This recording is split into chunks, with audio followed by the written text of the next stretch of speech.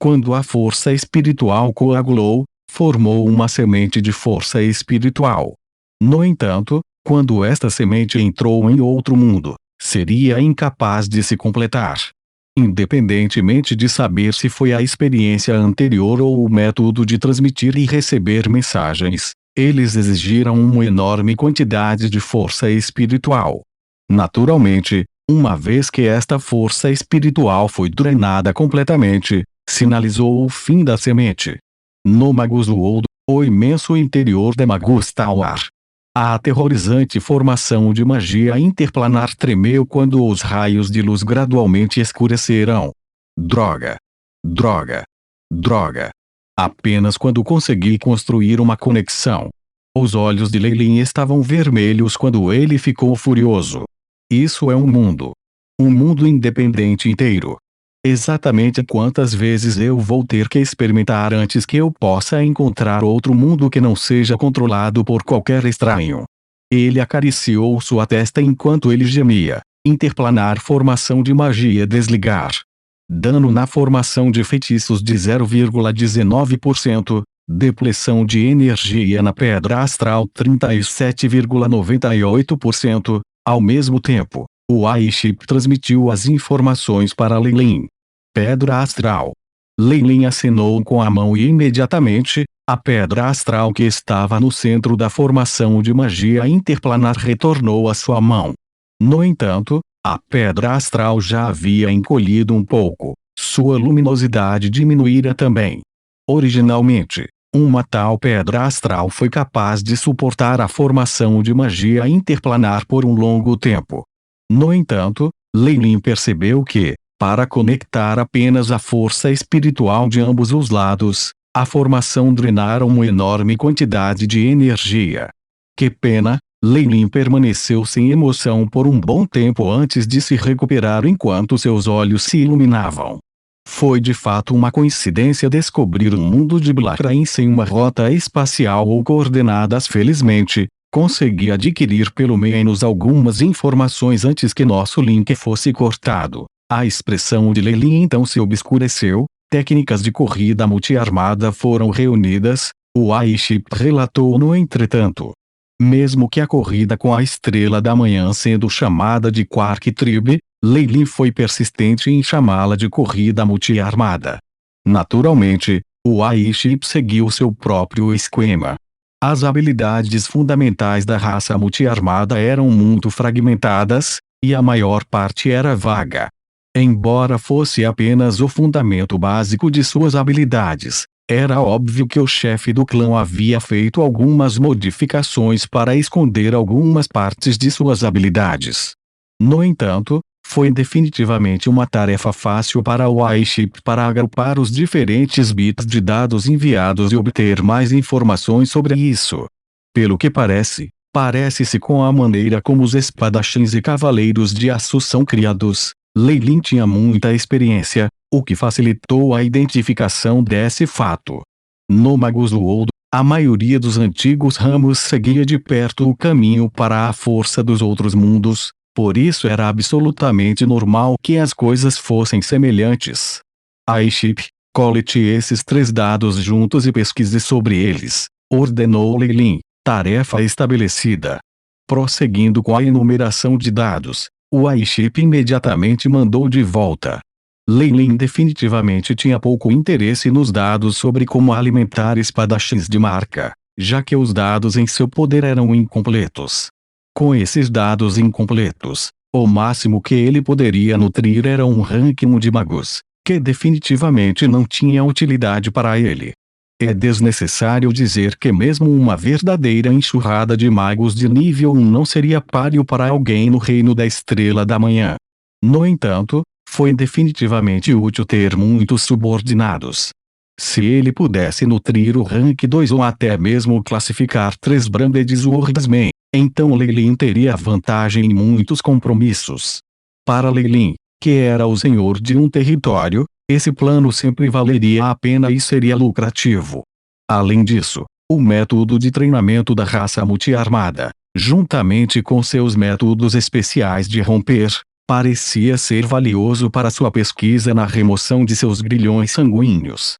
Mesmo que ele ainda não estivesse no gargalo do reino da Estrela da Manhã, o fato de que Kemoen e Warlocks nunca poderia avançar para o nível 5 e além estava pesando muito em seu coração.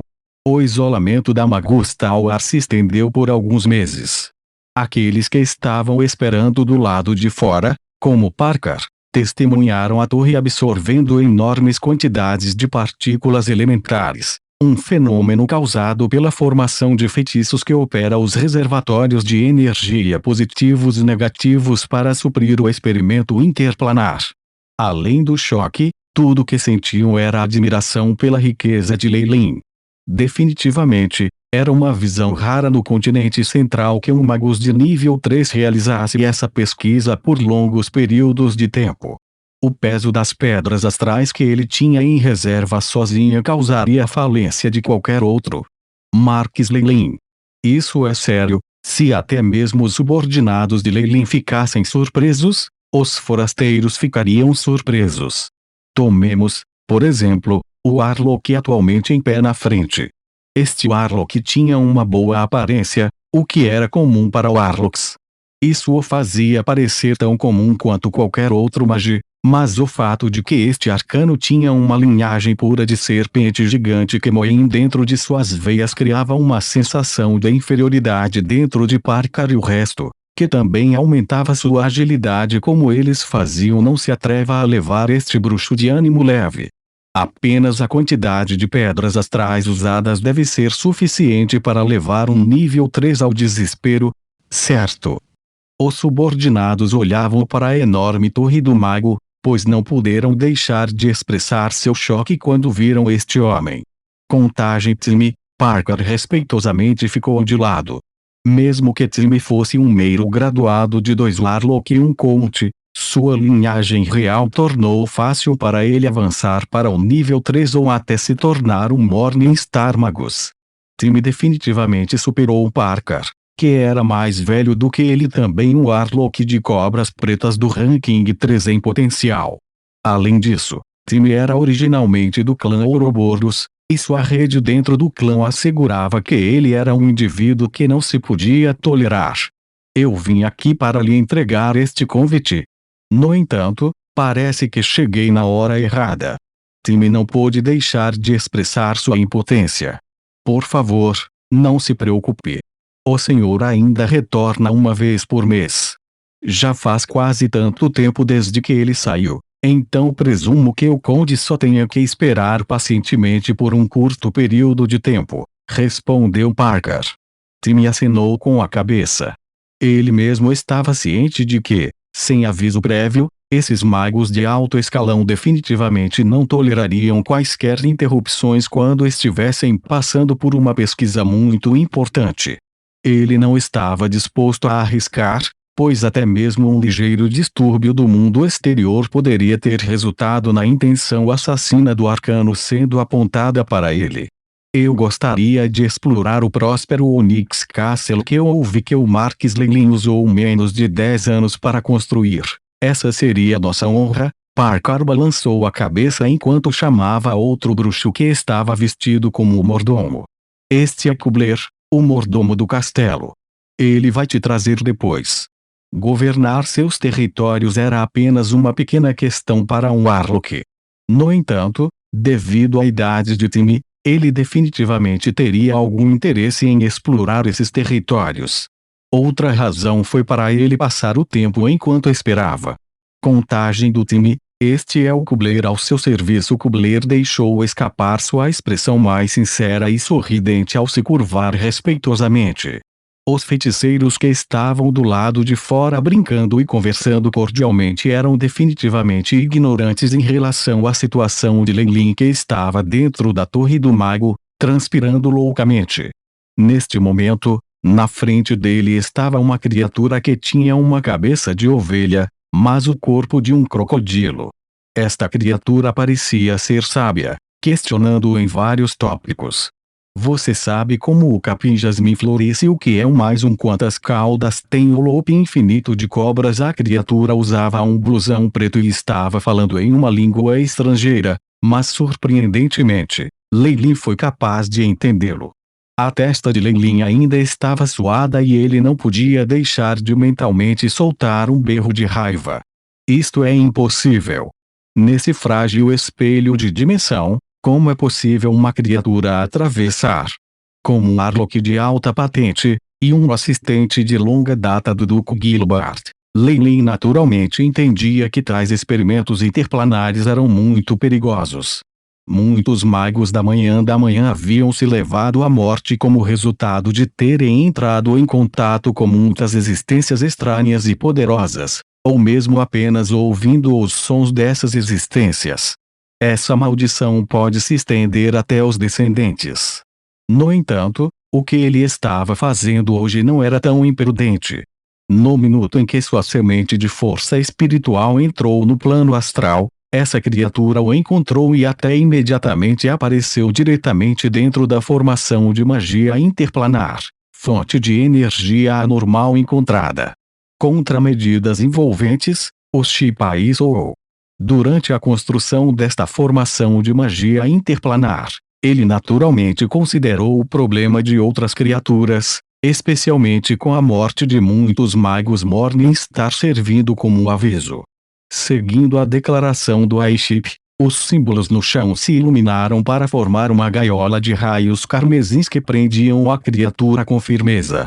O relâmpago, vermelho como sangue, caiu sobre a criatura com a força formidável da torre de mago de Lei. Rachadura eletricidade vermelho sangue se arqueou ao longo do corpo da criatura enquanto sua roupa se transformava em cinzas. Desenvolveu sarcomas que vazaram pus amarelos à medida que explodiam um por um. O pus e o raio se chocaram um com o outro, resultando em um barulho de perfuração de orelha. Quantas vezes o chime de Frank acerta em um século a carne podre da criatura continuava escorregando, mas parecia não notar, uma vez que continuava a questioná-lo. Ataque com força total, ordenou Lei.